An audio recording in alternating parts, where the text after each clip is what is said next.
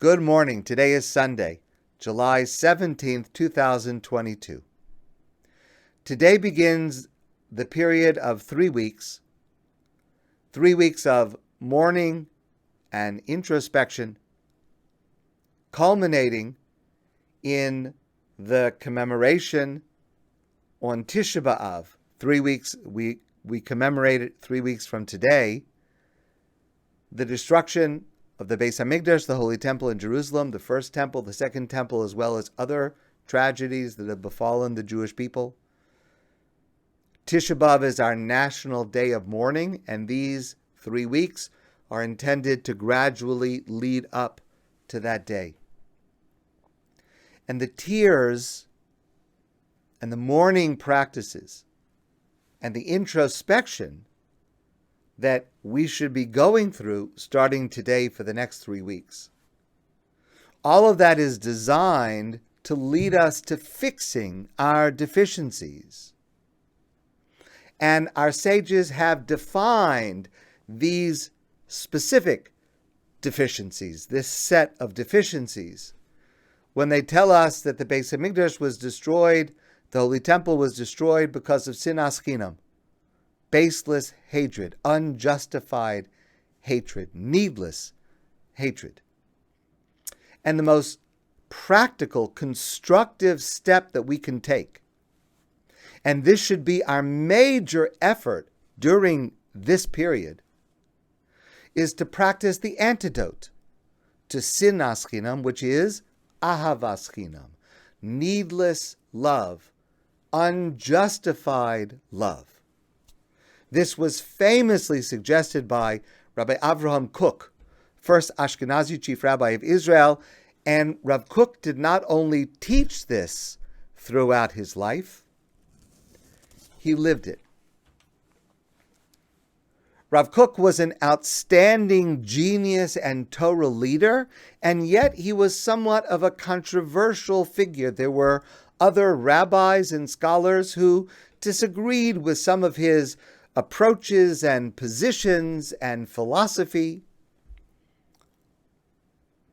Rav Kook was once speaking publicly, and one of these zealots, people with a lot of chutzpah, started yelling at him in the middle of his speech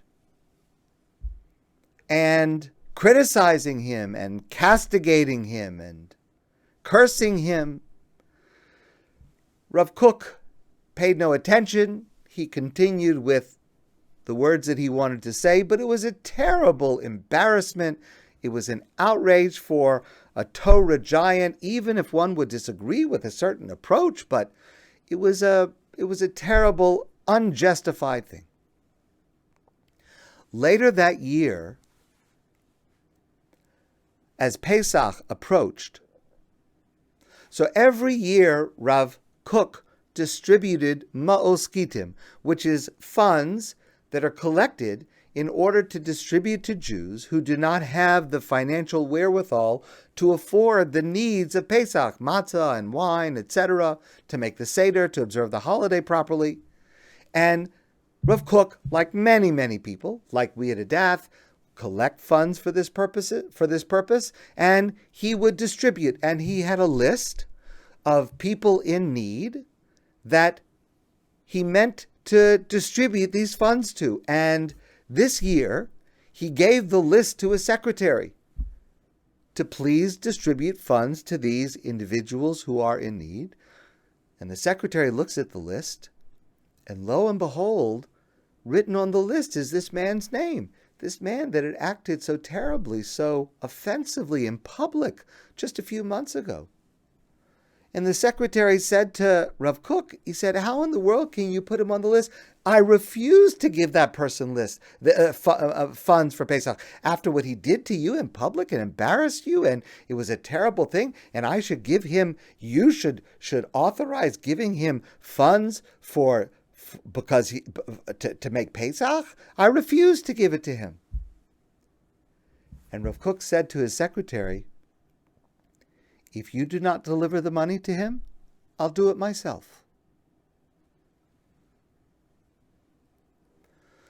So the secretary said to him, but Rebbe, please explain to me why. Why would you, why? It's one thing not to act with anger towards this person, but to actually give them money for tzedakah you would give to such a person?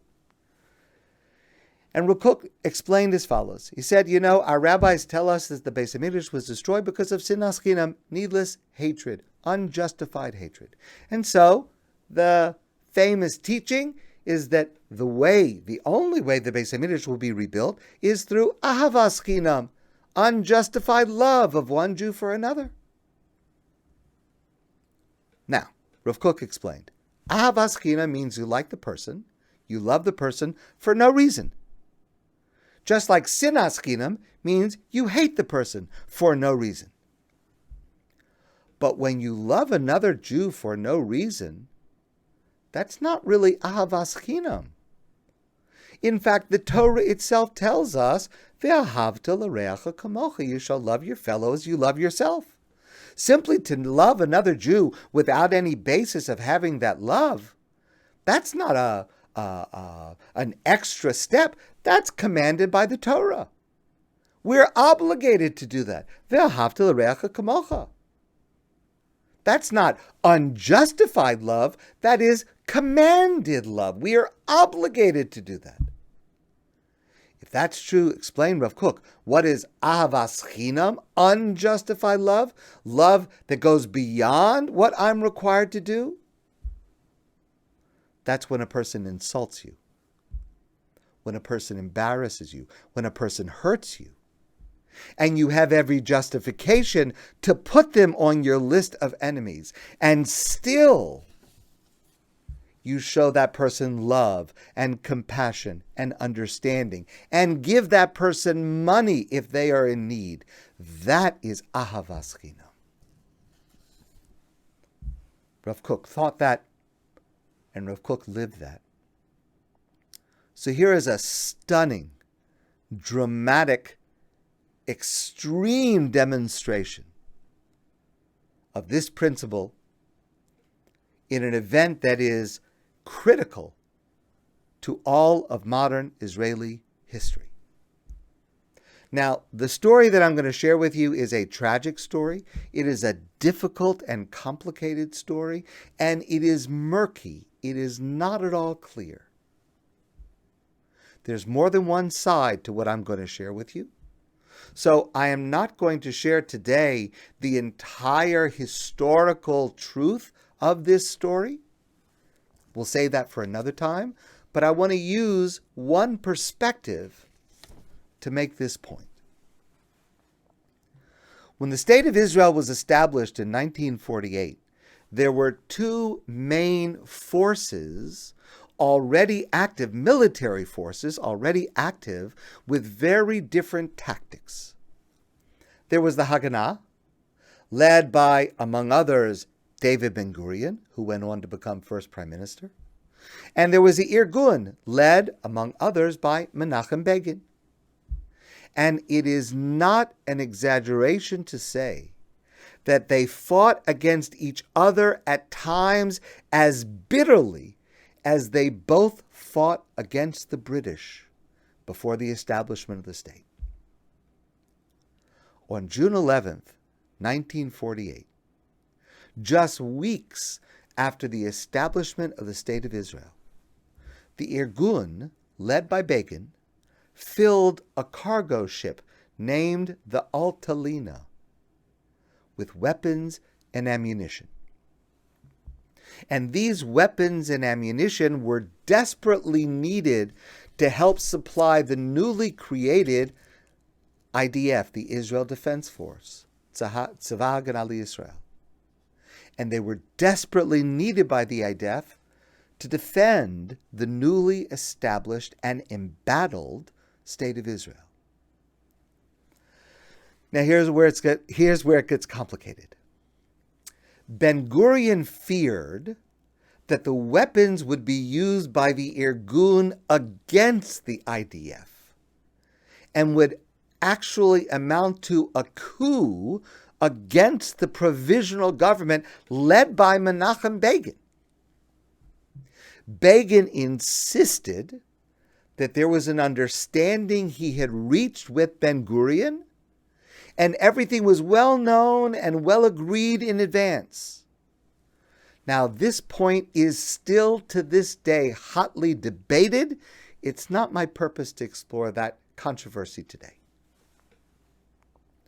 What is not in dispute is that on the night of June 20th, 1948, with the Altalena run aground just meters off the Tel Aviv beach, what is now the Frishman Beach, one of the most popular beaches in Tel Aviv.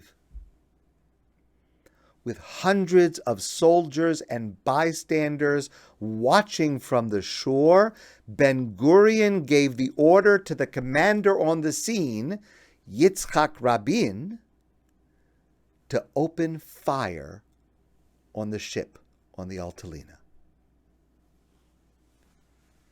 Yehuda Avner, in his wonderful book, The Prime Ministers, captures what happened next. Eyewitnesses describe Menachem Begin standing on the burning deck like some figure in a parable, black from the acrid smoke, flinging up his arms and yelling frantically to his men, "Don't shoot back! Don't open fire! No civil war! Milchamat achim le'olam lo! A war among brothers? Never. Even when it is your brother shooting at you." 16 men aboard the ship were killed. Milchamat achim le'olam lo. Shooting back against brothers? Never. Later that night, Begin said, "I could smell the stench of civil war. It was madness. It was tearing Jews apart. So I told our men to go quietly, not to resist. It was extremely hard to order our men not to retaliate, with bullets and missiles shooting towards them, and 16 of them died, were killed in that battle. But I had to do it," says Begin. "I had to do it ki Yehudim anachnu, because we are Jews." And not one of the men on the Altalena, not one of them, broke their solemn oath not to retaliate. From the depths of Jewish history came the order not to fight back, and it was obeyed to the very last man.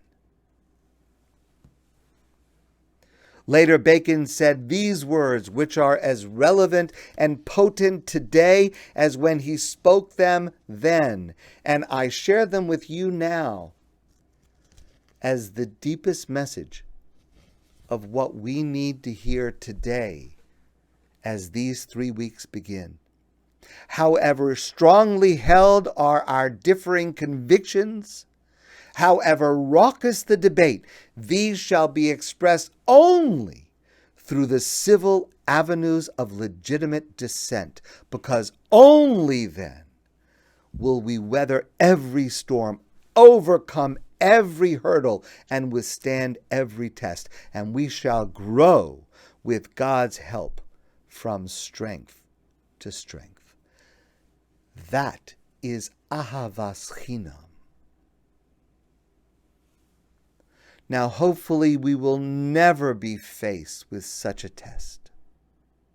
But in our own lives, especially now, we must find ways, large and small, dramatic and pedestrian, to exemplify the same attitude, Ahavat Chinom, to show love even when its opposite is legitimate and called for.